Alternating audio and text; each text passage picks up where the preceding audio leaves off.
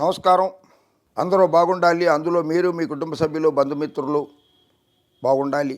నేను, నా కుటుంబ సభ్యులు, బంధుమిత్రులు బాగుండాలి. ప్రపంచ తెలుగు ప్రజలందరూ కూడా సుఖశాంతులతో, ఆయురారోగ్య అష్టైశ్వర్యాలతో వర్ధిల్లాలని మనస్ఫూర్తిగా కోరుకుంటున్నాను. ఆవిడ సామాన్యురాలు కాదు. ఎన్నో కష్టాలు ఎదుర్కొంటోంది కూడా. అది ఆవిడ ఎలా తట్టుకోగలిగిందో, అవమానాల్ని, కష్టాల్ని, ఆర్థిక నష్టాన్ని ఆ మహాతల్లి ఎలా తట్టుకోగలిగిందో ఆవిడెవరో కాదు.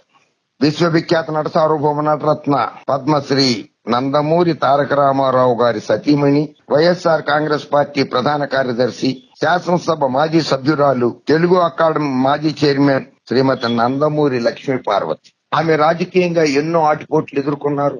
1995లో ఎన్ని అవరోధాలు ఎదురైనా, ఎంతమంది వ్యతిరేకించినా, ఎన్ని రాజకీయ పార్టీలు వ్యతిరేకించినా కూడా పాతపట్నం నియోజకవర్గంలో శాసనసభ్యురాలిగా పోటీ చేసి దాదాపు 25,000 ఓట్ల మెజార్టీతోటి, అఖండ మెజార్టీతోటి విజయం సాధించి అసెంబ్లీలో అడుగుపెట్టింది ఆవిడ ఒంటరి మహిళగా.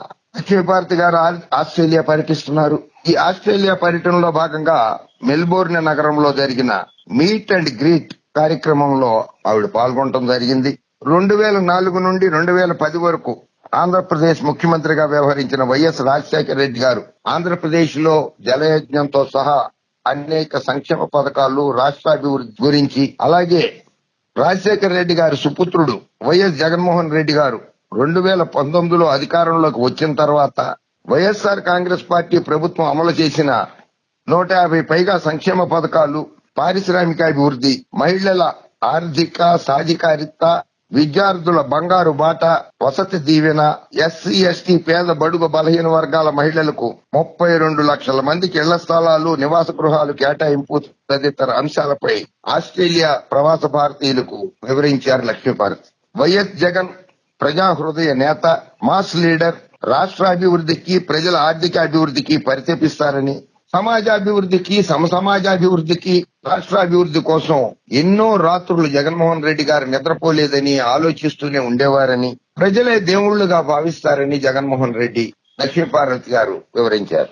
ప్రస్తుత కూటమి ప్రభుత్వం చేస్తున్నటువంటి అరెస్టులు అప్రజాస్వామ్యమని ఆవిడ విమర్శించారు. ఈ కార్యక్రమంలో వైఎస్ఆర్ కాంగ్రెస్ పార్టీ నేతలు నాగార్జున యలగాల, అనిల్ కుమార్ పెదగాడ, విష్ణువర్ధన్ రెడ్డి వాక్మల్ల, శరత్ రెడ్డి తోట్లి, హరిబాబు చెన్నుపల్లి, మహిళామణులు స్వప్న, నిర్మల తదితరులు పాల్గొన్నారు. తన పర్యటనని విజయవంతం చేసినందుకు ప్రవాస భారతీయులకు, ఆస్ట్రేలియాలో నివసిస్తున్నటువంటి ఆంధ్రప్రదేశ్ ప్రజలకు, తెలుగు ప్రజలకు కృతజ్ఞతలు తెలిపారు లక్ష్మీపార్వతి. లక్ష్మీపార్వతి గారికి కూడా ఎన్టీఆర్ గారి అభిమానులు కావచ్చు, వైఎస్ఆర్ గారి అభిమానులు కావచ్చు, జగన్ గారి అభిమానులు కావచ్చు సాదరంగా స్వాగతం పలికి ఈ కార్యక్రమం నిర్వహించినందుకు సర్వత్రా హర్షం వ్యక్తం అవుతోంది. ఇటువంటి కార్యక్రమాలు మరిన్ని చేపడతానని, జగన్మోహన్ రెడ్డి అధికారంలోకి మళ్లీ రావాలని ప్రవాస భారతీయులు కూడా కోరుకుంటున్నారని, ప్రవాస భారతీయుల కోరికను కూడా సాకారం చేయాల్సిన బాధ్యత ఉందని